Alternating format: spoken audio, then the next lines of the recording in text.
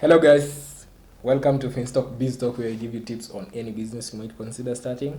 Another video for you. My name is Patrick. My name is Emma, and today we are going to talk about how to start and run a profitable butchery and we're going to talk about capital, location, and the things needed when starting this business. I hope you will learn a thing or two, and thank you for tuning in.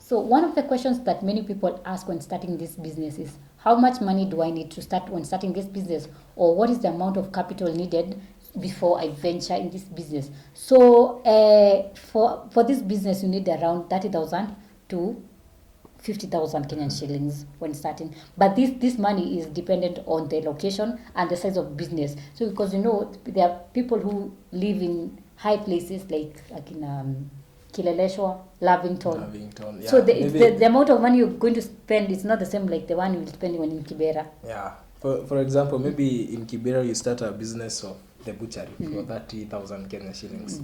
If you go in Lavington or Kileleshwa, this money for a rent. And where is your business? You have no business. You just paid rent and your money is over. So you have to consider the location. Because in Kileleshwa, if you're looking for a place to start, rent may start from even 30,000. Yeah. So when someone tells you when in Kileleshwa you can start with 500,000 Kenyan shillings, that is very it's something just a normal business. And then when you're in a medium place, it's like 100,000 Kenyan shillings. So and it's also there's also the determinant of size. Do you need a small butchery, or do you need a big butchery where you can be even cooking? There's some people who are starting these businesses and it's not just a butchery, they also cook in that butchery. They offer catering services in that butchery. So it's really dependent on size of the business you want to start and the location. And then you really need to get your location right when starting this business. And then let's talk about what do you need when starting this butchery business. There are some things that are essential when starting this business. Then number one, you need a display counter. That is very important. The equipment, these are the equipments we're talking about. Okay. So number one, you need a display counter. A display counter is that place where you can see the meat on the other side. You don't want to place your meat behind black doors. Yes. And then someone is asking, I want 2 kgs. Nyama, and someone is like, where are the llamas? Yes. So you need a display counter. And then number two, you need a weighing scale. We have 2 types of weighing scale. We have the manual one and the digital one. Did you ever come across the manual one?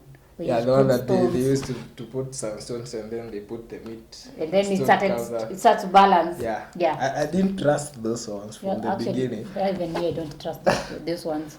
You can be told this is 1 kg, but no. And they were removing them very fast before even the stones comes up. You're like, So for those manual, if you have decided to go for the manual one, it will cost you 5,000, around 5,000, 6,000, 7,000. But if you go for the digital one, it is around 15,000 to 30,000 Kenyan shillings. And the advantage about using the digital one, you can be able to measure even in terms of shillings. So someone doesn't have enough money. They can come and tell you to give them meat for 50 bob. But it's for them. They are the panya. But using the manual one, you have money for nyama or you go eat managu. Yes. At number 3, you need a fridge. I think you need a fridge because you don't really want 10 kgs of meat going bad. It's very painful. And meat goes bad very easily. And another equipment you need is knives and pangas.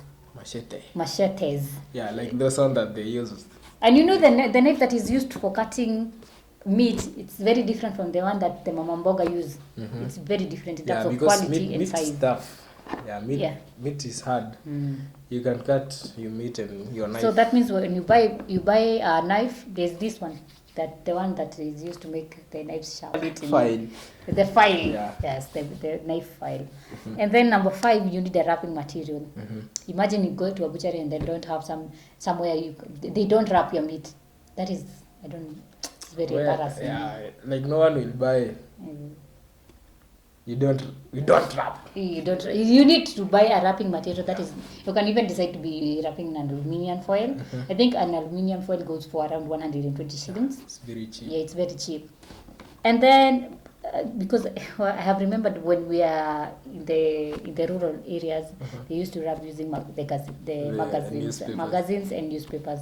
And sometimes they were very dirty because someone has been using reading the stories about Raila, and then you find your meat in Raila's teeth. You need, there are other things that you need, like panga, you need a butcher's coat, you need detergent for cleaning, you need, some things like that. Yeah, because you have to be clean. Yeah, when you're dealing with a butchery, you need to be clean. You don't want to look like a hardware guy. Yes. So some people ask, when starting this business, they really don't know, where do we get the meat? Let's say I'm starting my business in Nairobi, and many people don't know where to source meat. And one of the places that many butchers go is City Market. Yeah, City Market, they have very good meat and at very affordable prices. Yeah. And if you are not in Nairobi and you want to start your own butchery, you can source meat from local slaughterhouses. Yeah, they have slaughterhouses. Yeah, I also see them in rural areas. Yes. So that is part 1 of how to start a butchery business. In part 2, I am going to talk to you about the licenses you need when starting this business, and how do you price your meat. There are different types of way you can be pricing your meat. And there are also very many types of licenses you need. And these licenses are very crucial when starting. Yeah, because you'll have to have them, or else you don't have a business. Yeah. All this information will be featured in the coming video. Please make sure that you watch the second video so that you get more insight on how to start a butchery business. Thank you for tuning to this part 1, and I hope you have really enjoyed. If you have another tip regarding the butchery business, you can leave a comment on the comment section. We will really appreciate. Make sure that you like, comment, and subscribe. Hit on the notification button so that every time I upload a new video, you can also be notified. And if you lack a business, if you feel like you want to start a business and you don't have the skills or you need certification, we have Finstock University College. They offer business courses. They teach you the basics regarding how to start a business, how to manage a business, creating business plans, and they are very affordable because you can get courses from as low as 3,000 Kenyan shillings, and you get certified.